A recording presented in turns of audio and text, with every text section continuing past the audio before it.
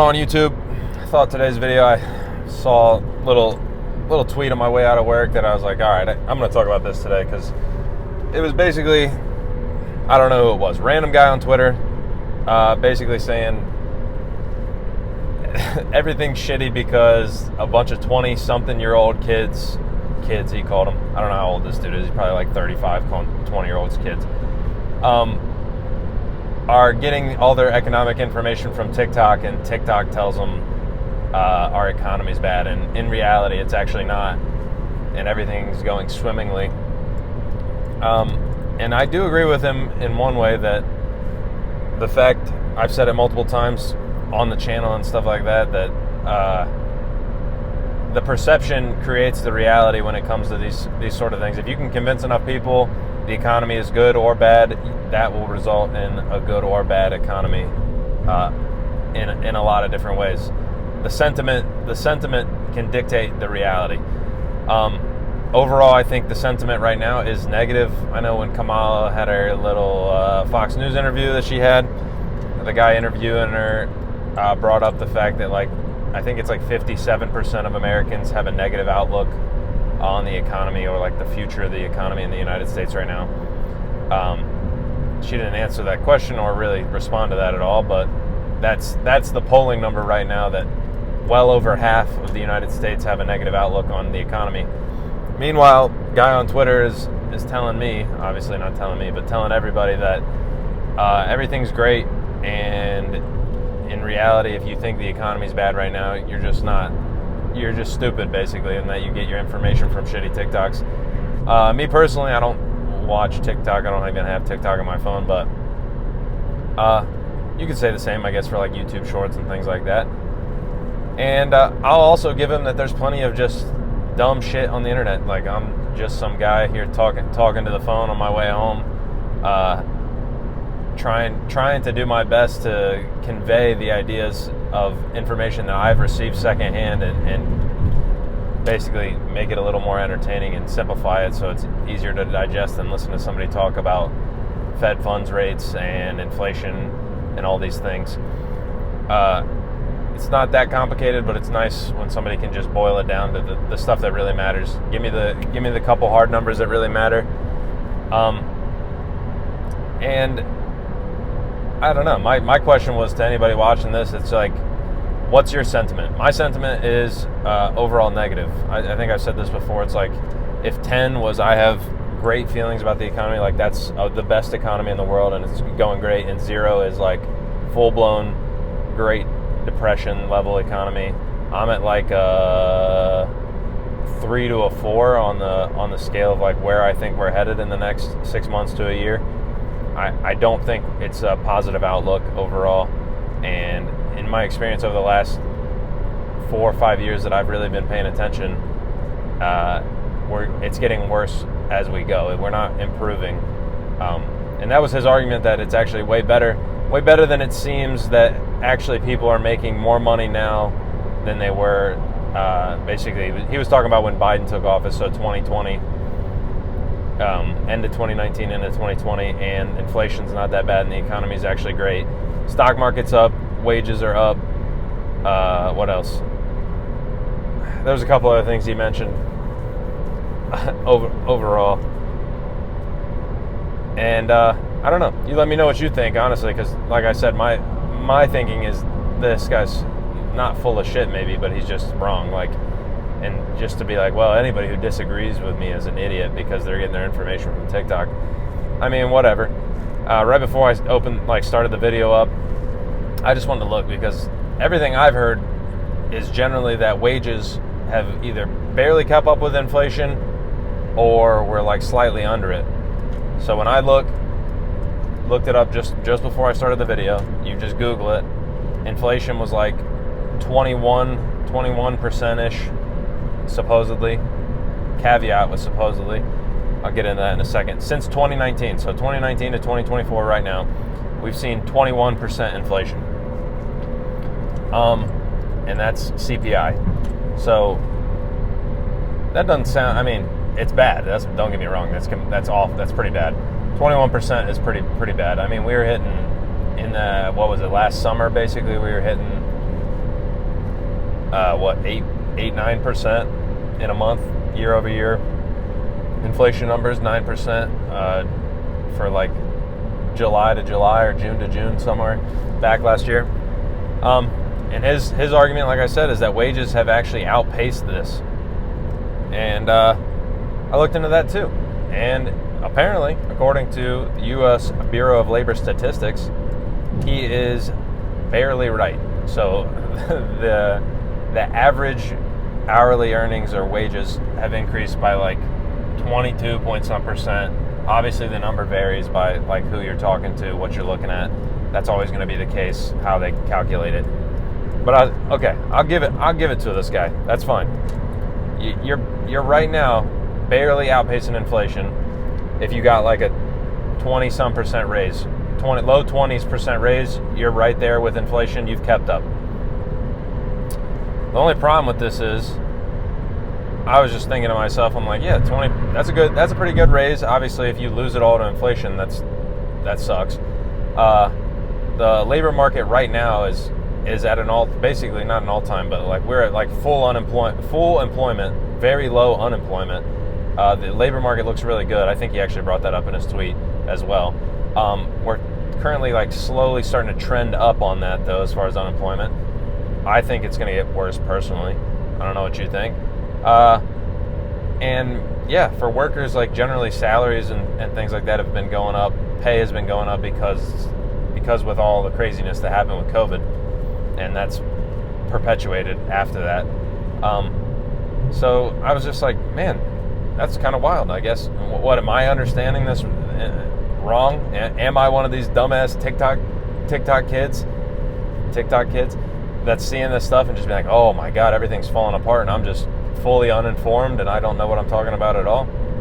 Hey, and I don't claim to be a fucking genius or anything, but the first thing that I want anybody watching this video to understand is, me personally, the CPI, that's bullshit, okay? Like, yes, they come out with the federal report, and I don't know how you argue with something like this with a person who's just gonna be like, oh, so you don't believe the data from the government? It's like, yes and no. That's the best data we got, so we got to use it. But do I believe the government who's incentivized to tell you the inflation isn't that bad so they look better? Not really. So take it for what it is. Big grain of salt. That's my personal bias here, is I don't buy the inflation data at all. When we were at 9% inflation, my guess would be we're somewhere around 12, 13% inflation. It's also, these inflation metrics don't take into account certain things like groceries sometimes, energy prices sometimes, rental prices, home prices. They take some of this stuff out to try to make it more stable. And obviously, like, if you can remove things that make it look worse, that's great. It is, like I said, it is what it is. But just out of curiosity, I was then just like, I wonder, like, I was talking to my dad on the phone on the way home about this yesterday, and that's why I didn't make a YouTube video yesterday. I was chatting it up with Pops on the phone, and we were just talking about how everybody's talking about inflation, and we were talking about I was just talking about general needs of people, and in my mind, it's really just food, housing, gas/energy. So like your car gas/electric bills, your utility bills, basically, groceries, food to survive, and a place to live. Those are big ticket items. Those are the mainstays. You need that to basically live. And just before that, I hopped on Google, and take that with a grain of salt too. This is just Google. Watch out for Google AI. Who knows what the fuck it's doing? But grocery prices, roughly, basically that inflation rate is what they claim it is. So 20-ish, low 20s%, 20, 21, 22% grocery inflation. So good. We're keeping up right there. We're right at inflation rate with groceries. That's good.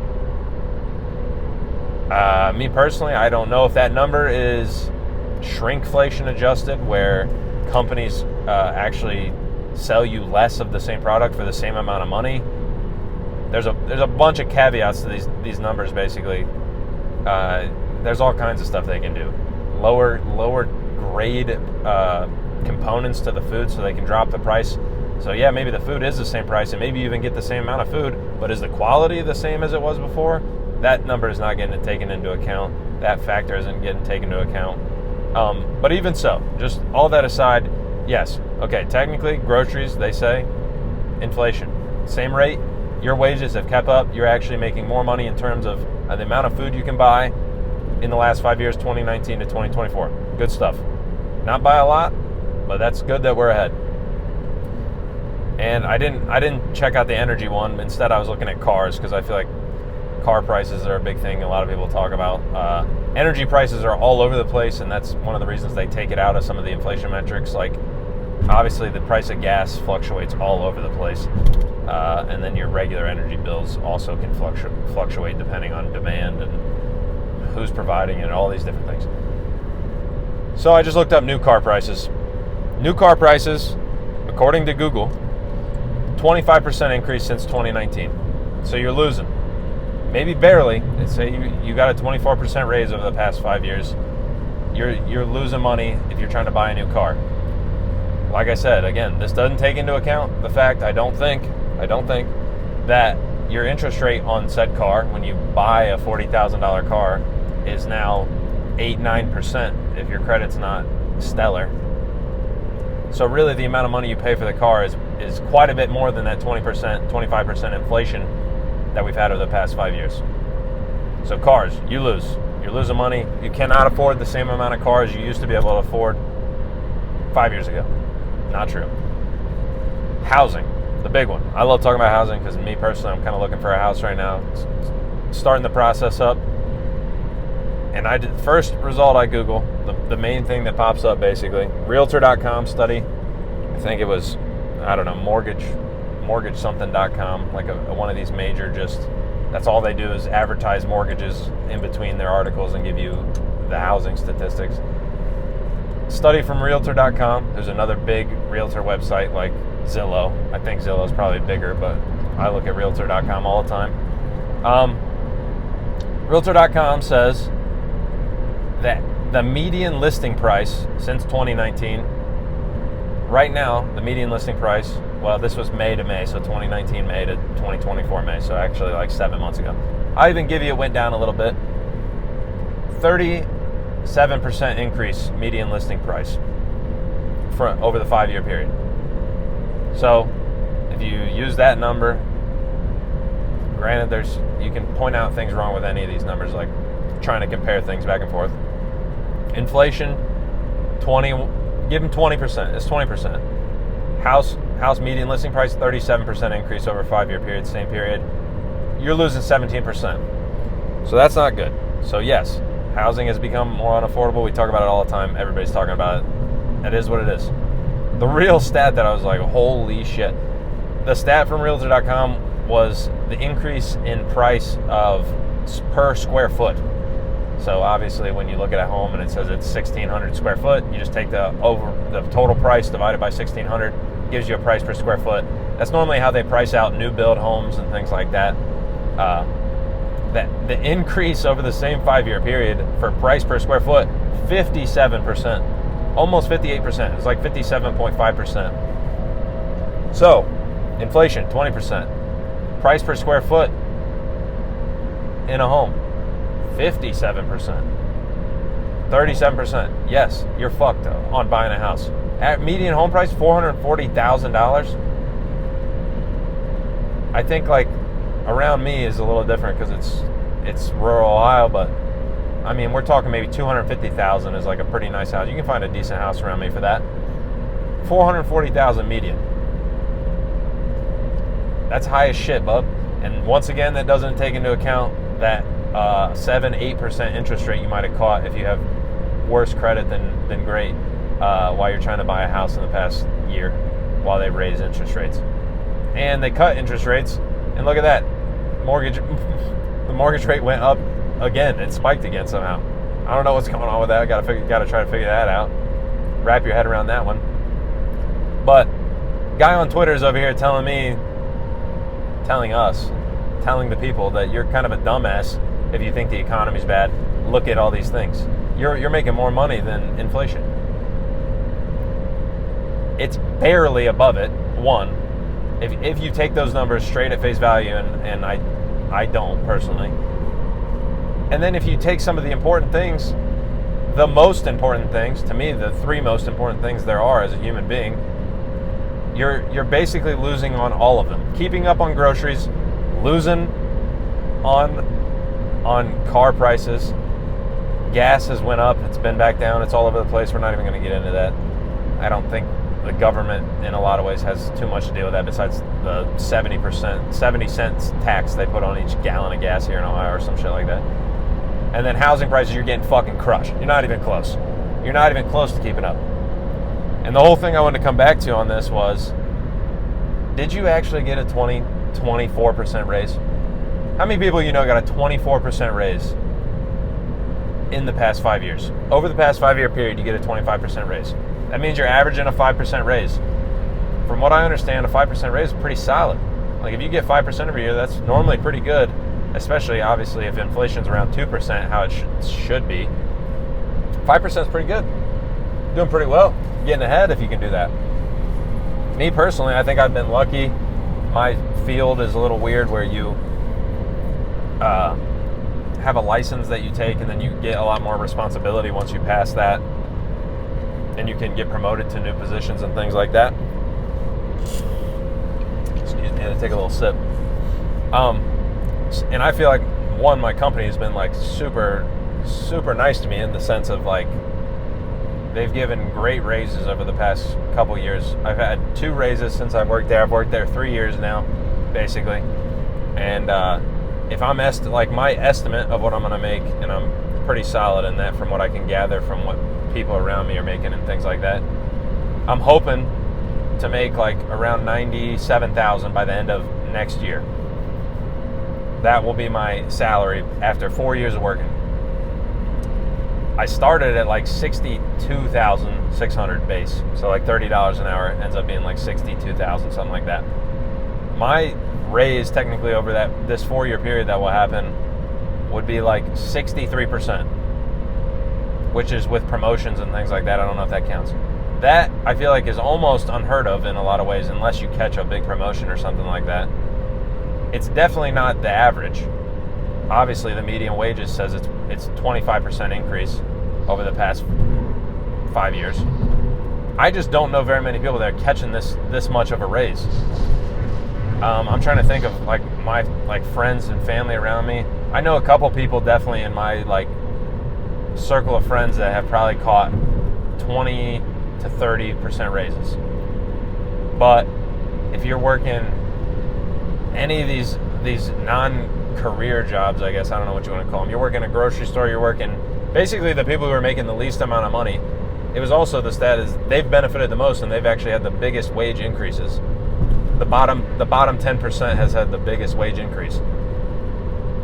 I don't know. You tell me. Like I said, perception is really everything in this scenario to me. Obviously, the numbers are important. You can talk all day about the numbers, but when you just go ask regular people, I'm not seeing 25% raises. I don't know where this is coming from. My wife definitely has not gotten a 25% raise. She's getting like 3% raises each year, and that's a government job. Granted, that might adjust here soon with the state of Ohio passing some law, and we'll see how that works out. But as of right now, no 25%. You're probably looking at like 15% raise cumulative over the 4 year period, something like that. Where's this at? You think the McDonald's workers got a 25% raise? Maybe. I don't know. What were they making before? $10, $7, $8 an hour, and now they're making, hey, if you're making 10 now, a 30% raise. If you're making 7, I mean, it's more than that. It's whatever. I'm doing the math wrong. That's actually like a 40% raise or whatever. But I don't know if that's the case. And not to mention, you're not even worried about buying a house and making $15 an hour anyway. You make $15 an hour, it's like what, 30 grand a year? A little over 30 grand a year. I'll tell you what, you ain't buying no $440,000 house. You can get fucked. There ain't no chance. No chance in hell you ain't buying a $200,000 house. Especially with the rates the way they are. But Mr. Twitter's telling me everything's actually great and you're kind of an idiot. I want to get the general perception. Maybe if you're watching this, especially if you're watching all the way to the end, you got to let me know what you think, because my perception, like I said, I'm looking at 3 to 4 on the scale. I'm a little below neutral. I'm on negative outlook for the next year and a half, 2 years. We'll see what happens. I don't know. Like I said, if you're still watching, subscribe, please. I appreciate it. Drop a comment, leave something, say something. Like the video if you got something out of it. Dislike if you didn't, tell me why.